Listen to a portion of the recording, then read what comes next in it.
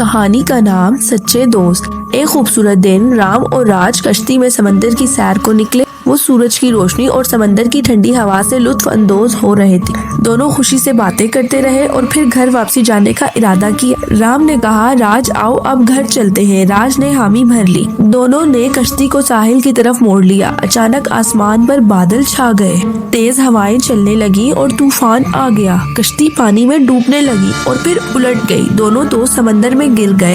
اس وقت ایک لکڑی کا تختہ تیرتا ہوا وہاں آیا۔ دونوں نے تختے کو پکڑ لیا اور خود کو بچانے کی کوشش کی، لیکن جلد ہی انہیں اندازہ ہوا کہ تختہ صرف ایک شخص کا وزن برداشت کر سکتا ہے۔ رام نے کہا، راج تم تختے پر رہو، تم شادی شدہ ہو، تمہاری بیوی اور بچے تم پر منحصر ہیں، تمہیں زندہ رہنا چاہیے۔ راج نے کہا، نہیں رام، تمہیں زندہ رہنا چاہیے، تمہاری ماں اور بہن جو تم پر بھروسہ کرتی ہیں۔ رام نے مسکرا کر کہا، میرا فرض ہے کہ میں تمہیں موقع دوں، تم اپنے خاندان کے لیے زندہ رہو۔ یہ کہہ کر رام تختے سے چھوڑ کر سمندر میں ڈوب گیا۔